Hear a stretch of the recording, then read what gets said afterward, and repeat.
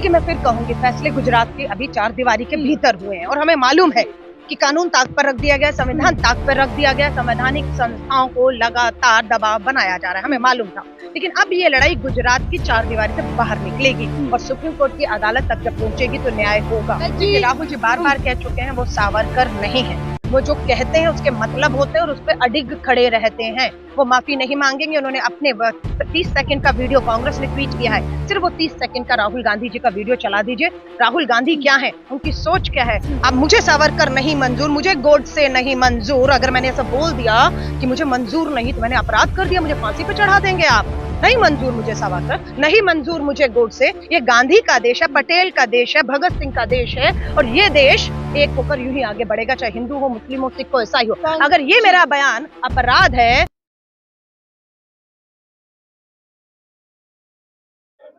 हम सबको पता था फैसला क्या आने वाला है और जो हमें पता था वही आया है, क्योंकि लड़ाई गुजरात में चल रही है। अब इस लड़ाई को गुजरात से बाहर लाया जा रहा है, सुप्रीम कोर्ट ले जाया जाएगा। स्वाभाविक है, गुजरात से लड़ाई बाहर आती हमारी जीत होगी।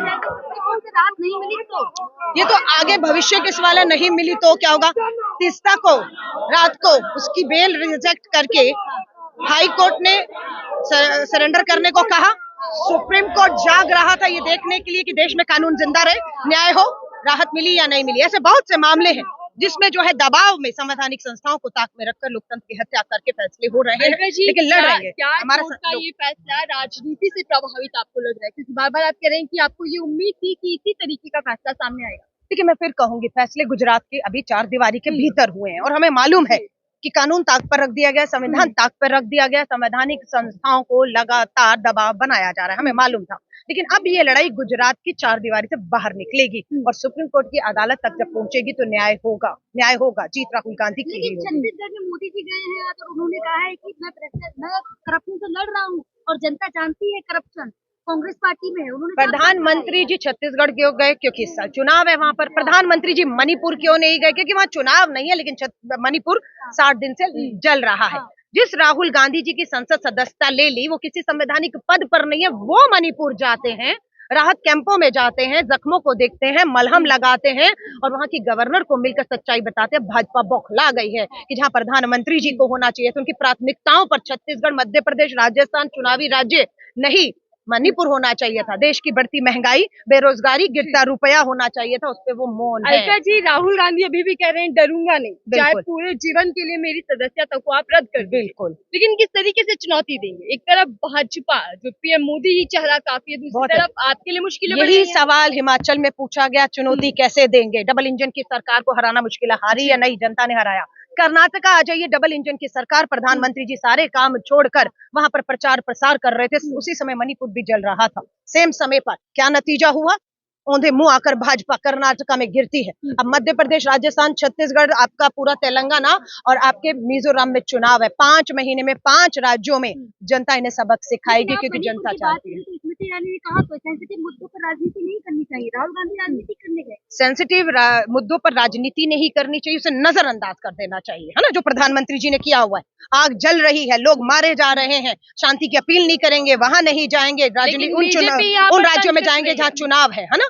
सेंसिटिव होना चाहिए, मुद्दा सेंसिटिव है। मणिपुर में लोग मारे जा रहे हैं, हिंसा हो रही है, घर जलाए जा रहे हैं, वहां पर लोगों को मलहम की जरूरत है। तो हमारे पास वो नेता है जिसमें संवेदनाएं हैं, जो दर्द को समझता है। लेकिन अलका जी, बीजेपी यहाँ पर भी चुटकी ले रही है, बेचारा पॉलिटिक्स करेगी कांग्रेस। अब इस तरीके के बयान बीजेपी नेता दे रही है। शर्म आती है। वो ये भाजपा है जो 9 साल से सत्ता में बैठी हुई है, जिसकी जवाबदेही अब देश के प्रति है कि आपके 10 साल पूरे होने जा रहे हैं। बेरोजगारी, महंगाई, अराजकता, हर तरीके से चीन हो, आपके फ्रांसिस्को हमारे जो हमारा ऑफिस है हमारे उसके विदेश में, उसके ऊपर हमला खालिस्तान करता है।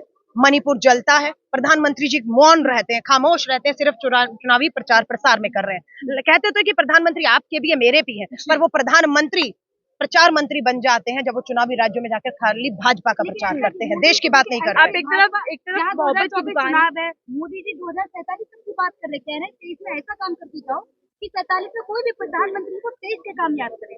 देखिए, हमारे जो स्वतंत्रता सेनानी थे पंडित जवाहरलाल नेहरू ने आधुनिक भारत की एक मजबूत नींव रखी, जिस नींव को खोखला करने का काम 9 साल से संघ भाजपा की सरकार कर रही है। इसीलिए श्री राहुल गांधी जी को भारत जोड़ो यात्रा निकालनी पड़ी कि इस देश की जो नींव है, फाउंडेशन है, बहुत मजबूत है, इसे खोखला करने का काम धर्म और जातियों के नाम पर भाजपा कर रही है। भाजपा बौखला गई कि कन्याकुमारी से कश्मीर तक भारत जोड़ो यात्रा होती है, कामयाब यात्रा होती है, उसके बाद आप देखिए राहुल गांधी जी रुक नहीं रहे हैं। तो भाजपा की बौखलाहट है, जो काम भाजपा भी कह रही है कि राहुल गांधी को माफी मांग लेनी चाहिए। हालांकि राहुल जी बार बार कह चुके हैं वो सावरकर नहीं है, वो जो कहते हैं उसके मतलब होते हैं और उस पर अडिग खड़े रहते हैं। वो माफी नहीं मांगेंगे। उन्होंने अपने 30 सेकंड का वीडियो कांग्रेस ने ट्वीट किया है, सिर्फ वो 30 सेकंड का राहुल गांधी जी का वीडियो चला दीजिए। राहुल गांधी क्या है, उनकी सोच क्या है, वो किस तरीके से कब। आप भी सावरकर की बात कर रहे हैं, कोर्ट ने भी सावरकर का ही बयान एक बताया है कि सावरकर का भी आप अपमानित कर रहे हैं, बयान दे रहे हैं। तो ये तो कांग्रेस पार्टी की आदत बन चुकी है, राहुल गांधी की आदत बन चुकी है कि एक के बाद एक अपमानित बयान। आप विदेश जाते हैं तो लोकतंत्र का अपमान करके आते हैं, इस तरीके की आरोप बीजेपी लगा रहे हैं। देखिए, मुझे बताइए, इस देश में 2 विचारधाराएं हैं, हत्या कर दीजिए, एक ही विचारधारा रहेगी क्योंकि दूसरा तो खिलाफ ही है ना। अब मुझे सावरकर नहीं मंजूर, मुझे गोडसे नहीं मंजूर। अगर मैंने ऐसा बोल दिया कि मुझे मंजूर नहीं, तो मैंने अपराध कर दिया, मुझे फांसी पे चढ़ा देंगे आप। नहीं मंजूर मुझे सावरकर, नहीं मंजूर मुझे गोडसे। ये गांधी का देश है, पटेल का देश है, भगत सिंह का देश है, और ये देश एक होकर यूं ही आगे बढ़ेगा, चाहे हिंदू हो, मुस्लिम हो, सिख हो, ईसाई हो। अगर ये मेरा बयान अपराध है तो ऐसे अपराध हजारों बार होंगे। कांग्रेस की एक ही विचारधारा, भ्रष्टाचार, ये पीएम मोदी ने आज सुबह कहा। अजीत पवार का नाम सुना है? प्रधानमंत्री जी ने क्या कहा? 70,000 करोड़ का घोटाला है। और अगले दिन ही क्या हुआ? उस अजीत पवार को महाराष्ट्र में गठबंधन में उप मुख्यमंत्री की शपथ दिला दी गई, है ना। तो ये दोहरे चरित्र प्रधानमंत्री जी अब चलेगा नहीं। आपकी कथनी और करनी में बहुत अंतर है। आप ये नहीं बता पा रहे कि अडानी की शेल कंपनियों में 20,000 करोड़ आपका तो नहीं है। हम पूछ रहे हैं किसका है? आप बताने की बजाय, जांच करने की बजाय आप भाग रहे हैं संसद से। आपने राहुल गांधी जी देखा, आपने ढोंग और तमाशा किया, पार्लियामेंट नया उद्घाटन हुआ, लेकिन अभी सत्र कहाँ हो रहा है? मानसून का पुराने में होगा। जिस यूसीसी को लेकर पूरे देश को लड़वाने की साजिश है, उस पर चर्चा ही नहीं हो रही क्योंकि अभी तक इनका ड्राफ्ट ही तैयार नहीं है। लेकिन अब वो लोग साथ आ रहे हैं जो पानी पी पी कर एक दूसरे को कोसा करते थे। विपक्षी एकता पर भी निशाना साध रहे हैं पीएम मोदी। नहीं, किसको कोसते थे? वही तो हम कह रहे हैं, अजीत पवार मोदी जी को, मोदी अजीत पवार को। और ये पार्टियां तो इन्हीं के थी ना। शिवसेना किसके साथ थी? शिरोमणि अकाली दल किसके साथ था? पीडीपी के साथ सरकार जम्मू कश्मीर में किसने बनाई? नेशनल कॉन्फ्रेंस के साथ। ये सब लोग तो इन्हीं के साथ थे ना, जो इनका साथ छोड़ गए हैं। मैं फिर कहूंगी, ये लड़ाई भारतीय राष्ट्रीय कांग्रेस और भाजपा की नहीं है। इस देश के संविधान, लोकतंत्र को, संवैधानिक संस्थाओं को बचाने की है। आज हमला हो लोकतंत्र पे हो रहा है। अगर इस पे हम चुप रहेंगे तो अगला बार आप तक किसी पे भी कांग्रेस पार्टी राहुल गांधी को अच्छी ट्रेनिंग नहीं दे पा रहे।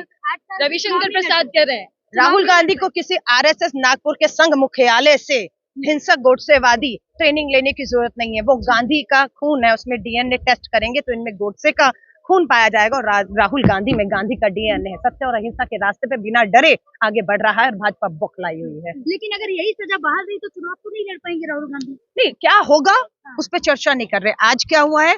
आज गुजरात की हाईकोर्ट ने एक फैसला सुनाया जो दुर्भाग्यपूर्ण है, और हमें उम्मीद थी यही फैसला आएगा। जब तक गुजरात के भीतर मामला चलेगा, हमें ऐसे ही फैसलों की उम्मीद थी। लेकिन अब मैं नहीं कर रही हूँ, लेकिन संवैधानिक संस्थाओं पर, ईडी पर, ईडी ने अजीत पवार पे रेड की, 5 मंत्रियों पे रेड की। जेल होना था, कहाँ है? भाजपा पे। ईडी खामोश क्यों है? क्यों नहीं अरेस्ट करती अजीत पवार को? प्रधानमंत्री जी ने कहा ना 70,000 करोड़ का। तो इस बात को मान लीजिए, इस देश की संवैधानिक संस्थाएं। अच्छा, मुझे याद दिलाइए, आपको याद होगा आजादी के 75 सालों में पहली बार हुआ कि 5 मुख्य न्यायाधीशों ने मीडिया के सामने आकर प्रेस कॉन्फ्रेंस करके ये बताया कि संवैधानिक संस्थाएं खतरे में है, उस पर दबाव है। ये मैं नहीं कह रही कि हम अदालतों पे भरोसा नहीं कर रहे। हाँ, लेकिन बीजेपी कैसे गए उनके ऊपर, कैसे यौन उत्पीड़न का मामला चलाया, राफाल में क्लीन चिट ली, और उसके बाद यौन उत्पीड़न का मामला वापस हो गया और उन्हें राज्यसभा से नवाजा गया। और आप कहते हैं, आप हमें कह रहे हैं हम शक कर रहे हैं। दूध की तरह चीजें पानी की तरह। फैसले को स्वागत योग्य निर्णय बता रही है। कौन स्वागत कर रही है इस फैसले का? बीजेपी सरकार। बीजेपी स्वागत कर ले, लेकिन बात यह, सच्चाई ये है कि उसे मालूम है जिस आवाज को वो खामोश करना चाह रही थी वो खामोश हुई नहीं रही है। राहुल गांधी सारे हथकंडे अपना लिए, सदस्यता ली, बंगला लिया, सुरक्षा ली, जेल भेजेंगे। आप लेकिन वो आवाज राहुल गांधी की जो लोकतंत्र के लिए, संविधान को बचाने के लिए है, संवैधानिक संस्थाओं को, वो खामोश नहीं रही। 55 घंटे याद है, साल होने वाला है, आज क्या महीना है, जुलाई है। पिछली आपको याद होगा जून में, मई और जून में राहुल गांधी जी को ईडी ने 55 घंटे बुलाया, पूछताछ की, क्या हुआ, साल होने वाला है। भारत जोड़ो यात्रा होती है, सड़कों पे राहुल गांधी निकलता, और भाजपा की ईडी की हिम्मत नहीं हो रही है, क्योंकि नेशनल हेराल्ड का केस है। नेशनल हेराल्ड कब की, 1921 की, मामला कांग्रेस के ऊपर है। कब से है कांग्रेस, 137 साल से। राहुल गांधी जी कब से राजनीति में है, कम से कम उनको भी 2 दशक से अधिक हो रहा है। हम कुछ नहीं कर पाए, 9 साल में एक भी आरोप साबित नहीं कर पाए। 9 साल पूछना चाहते हैं, कम पड़ गए 9 साल। 9 साल में अगर आपकी नीयत होती और आपके पास सबूत होते तो 9 साल में फास्ट ट्रैक में कोर्ट चलाकर आप दोषी करार देते, आप सूली पर चढ़ाते। पर आपने राहुल गांधी जी को एक झूठे मानहानि के केस में, कि नीरव मोदी को, ललित मोदी को गाली कैसे दी, चोर कैसे कहा, मोदी जी ने अपने ऊपर ले लिया। और राहुल जी की सदस्यता, जो आजादी के 75 सालों में अपने आप में इकलौता मामला है, 75 सालों में कभी नहीं हुआ कि मानहानि के दावे में किसी सांसद सदस्य की सदस्यता जाए। क्या आप इस लड़ाई को जनता के बीच जाकर लड़ने वाले हैं, जनता के बीच राहुल गांधी या कांग्रेस पार्टी दिखने वाली है? हम दिख रहे हैं। भारत जोड़ो यात्रा में आपने हमें 5 महीने देखा, आपने हमें कर्नाटका में देखा जीतते हुए, अब आप हमें राजस्थान, मध्य प्रदेश, छत्तीसगढ़, तेलंगाना, मिजोरम में देखेंगे। और 5 महीने में 5 राज्यों में ये पंजा,